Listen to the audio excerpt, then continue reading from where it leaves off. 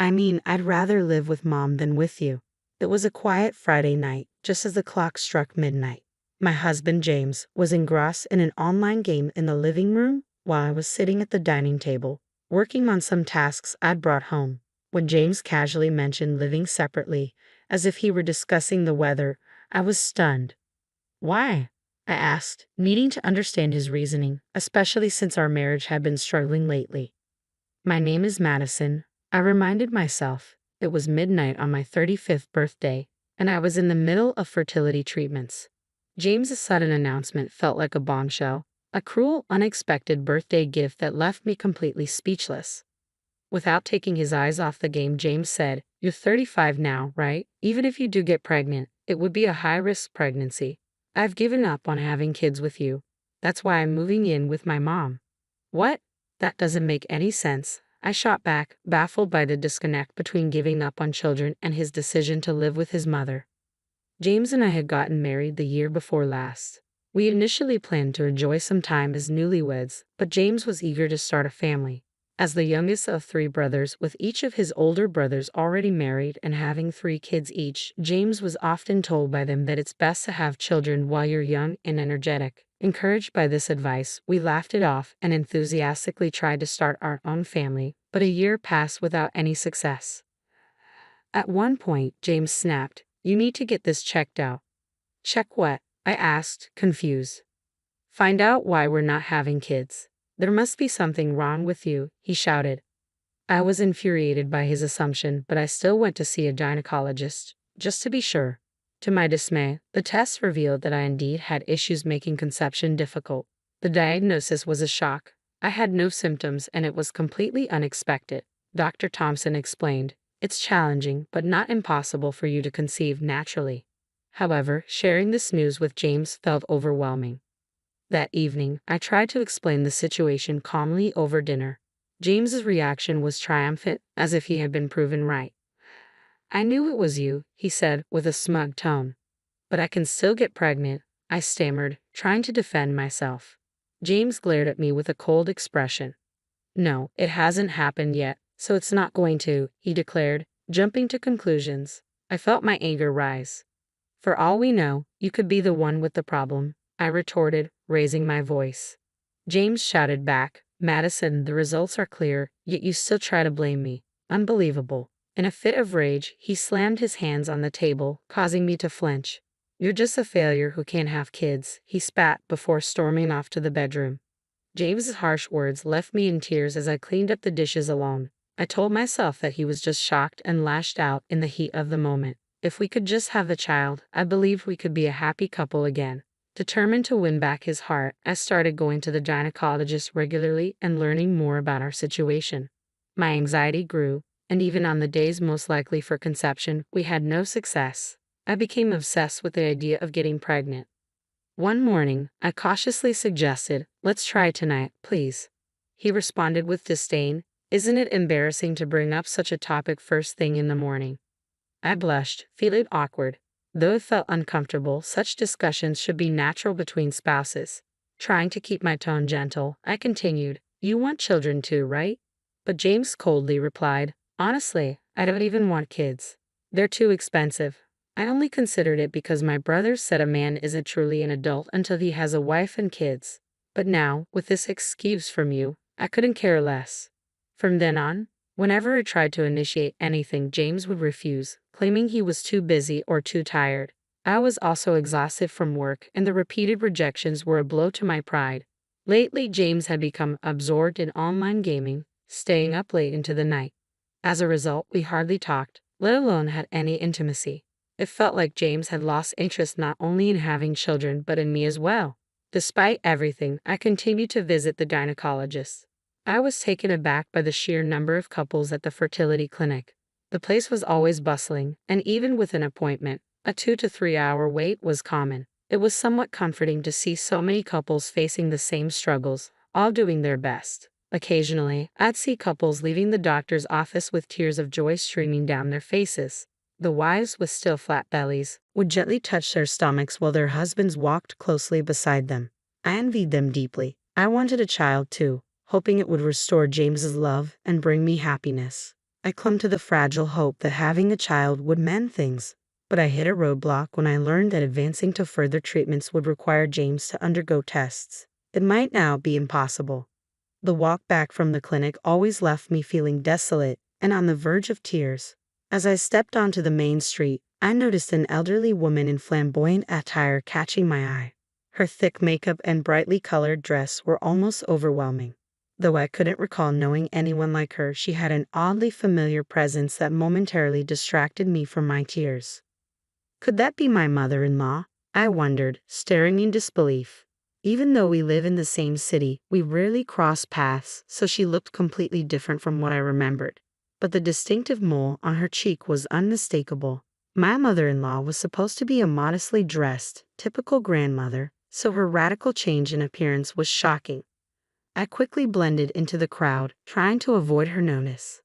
The truth is, my mother-in-law is quite a character, indulgent with herself yet harshly critical of others. She's notorious for hurling insults that most would find shocking. She showers her youngest son, James, with favoritism, treating her other children merely as financial resources.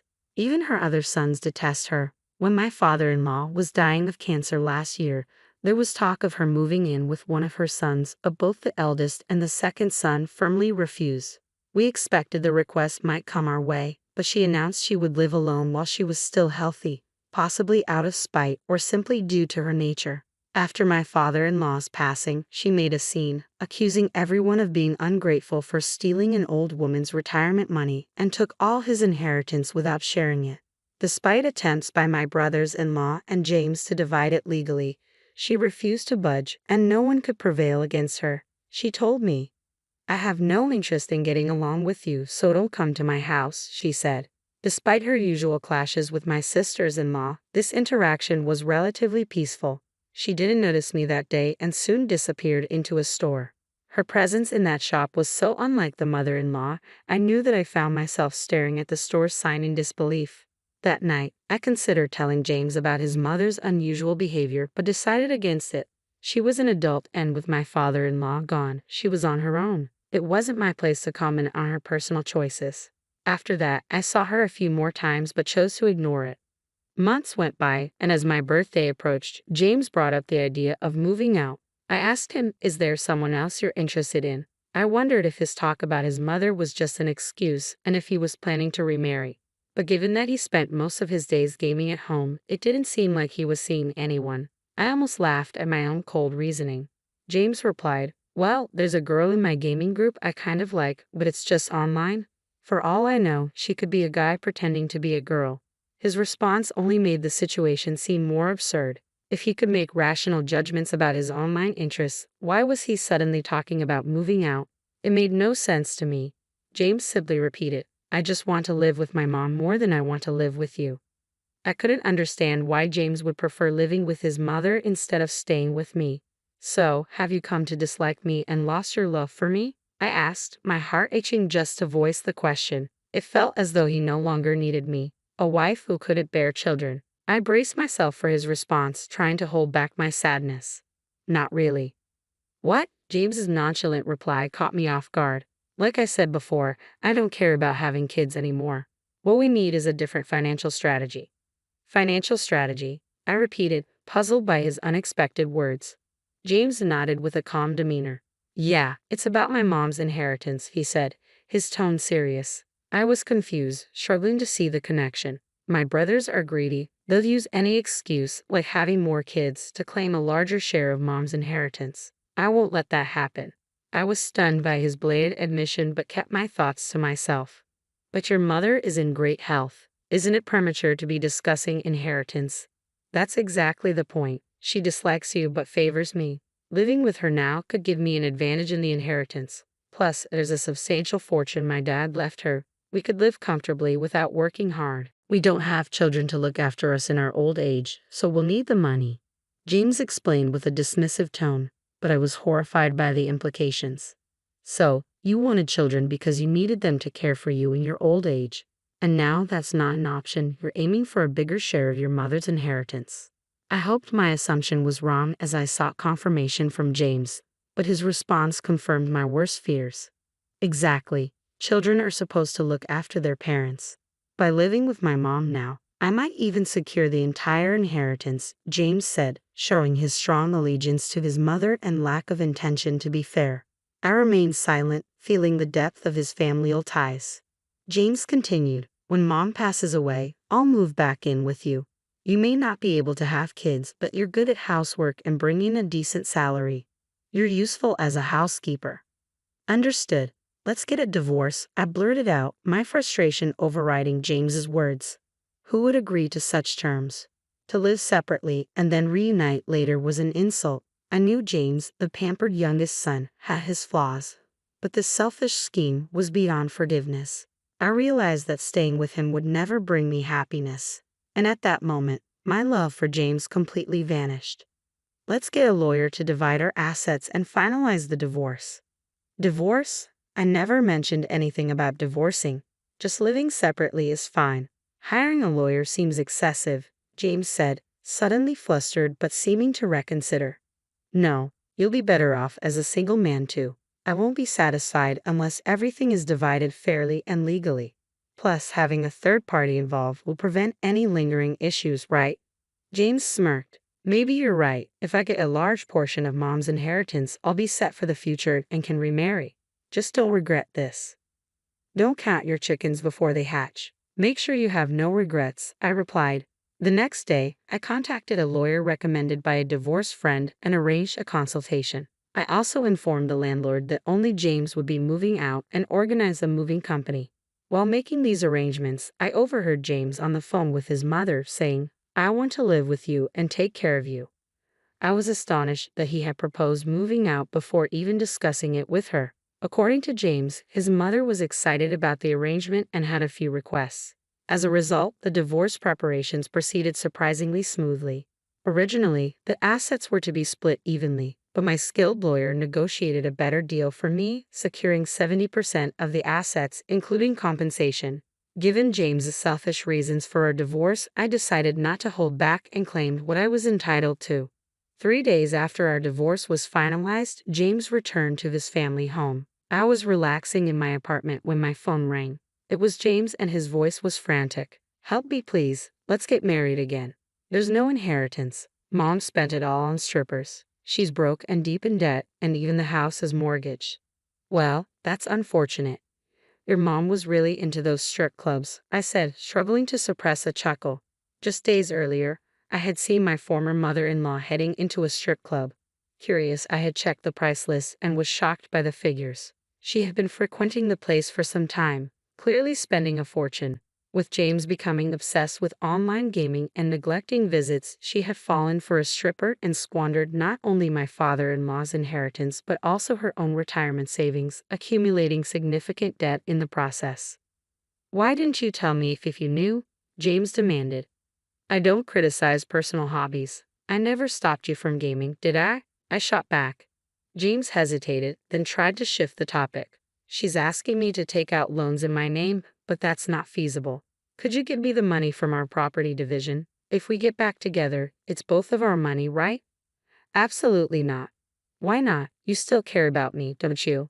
Your husband is in trouble here."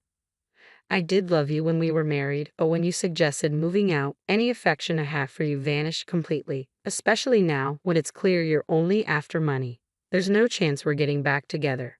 "But my mom's demanding that I give her all my salary. She says it's only natural for children to support their parents. She was always so kind to me alone." James whined pathetically, but his and his mother's entitlement, that they should come first and everyone else should cater to them, was something I had no desire to support.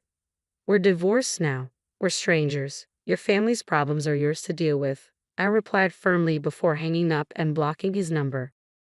I called my former sisters-in-law next. Although it had only been 3 days since the divorce, the urgency of the situation made it clear that waiting wasn't an option. I filled them in on the recent developments about my former mother-in-law and the details of the divorce. They expressed their sympathy and promised to deal with James.